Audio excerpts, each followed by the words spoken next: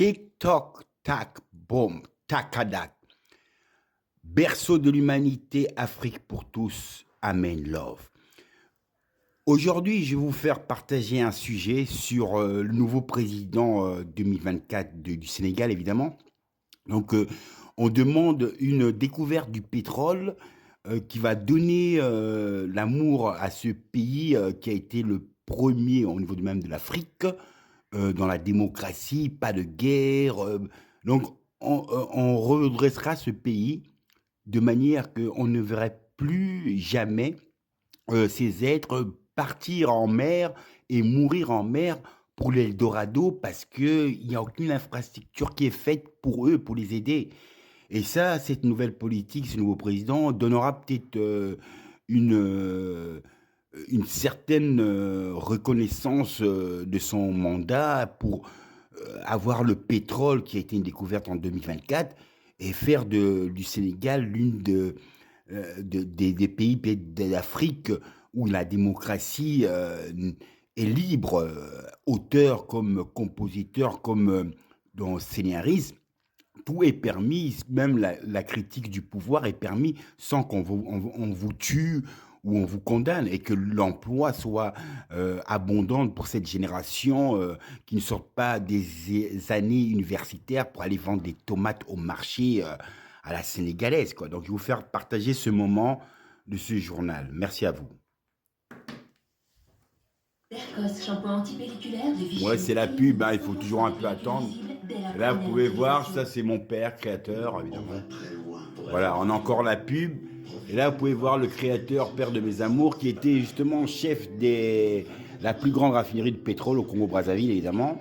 Et voilà, et après, bon, on a pu partir dans ce journal. Voilà. On part pour commencer au Sénégal qui rejoint un cercle restreint, celui de pays producteurs de pétrole. Depuis ce matin, c'est une compagnie australienne qui est à l'œuvre au large de Dakar. Le projet vise une production de 100 000 barils par jour. Autant dire, Sarah Sako, que c'est un projet majeur pour le Sénégal. Tout à fait, Julien, on peut même parler d'une étape cruciale. Cette exploitation de pétrole, elle était attendue depuis plusieurs années. Elle avait d'ailleurs pris quelques retards, mais c'est désormais chose faite. Donc le premier baril de pétrole sénégalais est désormais sorti. Alors ce champ pétrolier, c'est le champ de Sangomar. Il se situe à 100 km au sud de Dakar, la capitale. C'est donc un champ pétrolier offshore. On y trouve également du gaz et c'est donc l'Australien Woodside Energy qui l'exploite et qui en détient 82% des parts. La société des pétroles du Sénégal, Petrosen, détient les 18% restants. Coût estimé de cette phase 1 de développement, 5 milliards de dollars. Et j'ajoute qu'un autre grand projet est dans les tuyaux. Il s'agit cette fois donc d'un champ gazier, Grand Tortue, qui se situe au large des eaux sénégalaises et mauritaniennes à la frontière. Là, il est attendu 2,5 millions de tonnes de gaz naturel liquéfié par an. Et cela devrait démarrer en fin d'année, donc dernier trimestre de l'année 2024. Il y a eu également du retard de ce côté-là, donc pas mal de nouvelles perspectives pour le Sénégal. Et justement, quelles retombées les Sénégalais espèrent-ils, Sarah ?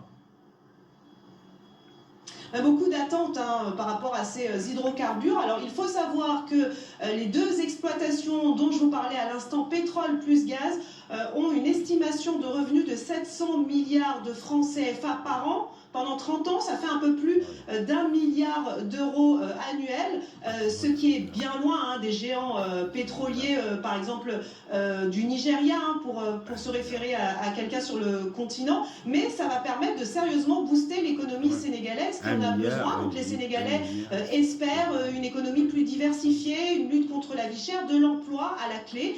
Voilà, puisque donc ces exploitations, je vous le disais, on en parle depuis des années. Et puis, je vous rappelle que le nouveau pouvoir, le pouvoir de Bassirou Diomaye Faye, a promis de renégocier ses contrats hydrocarbures. Il a d'ailleurs lancé un audit dans ce secteur. Alors d'après les nouvelles autorités, eh bien, ces contrats n'ont pas été assez bien négociés par les précédents pouvoirs. Affirmation qu'ont toujours rejeté les intéressés. Pas plus tard que dimanche, le Premier ministre Ousmane Sonko, qui tenait un meeting devant la jeunesse, l'a redit: nous allons renégocier ces contrats, nous l'avons affirmé et nous le ferons. Voilà à peu près les propos qu'il a tenus.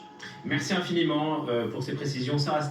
Donc, vous imaginez, on va vous dire 1 milliard, évidemment. Un milliard, c'est énorme en annuel. Évidemment, ça va développer ce pays, le Sénégal, et je ne souhaite que bonheur un scandale énergétique impliquant un homme d'affaires pour ce pays qui a été la première démocratie de l'Afrique. Donc, César Senghor, un grand homme, évidemment, Diou, donc des grands savants aussi, voilà, qu'on peut connaître. J'ai oublié son nom encore, c'était un grand chercheur. Mais bon, bref, faire comprendre que bénédiction à l'Afrique et au Sénégal, sous-développement, Amen, love.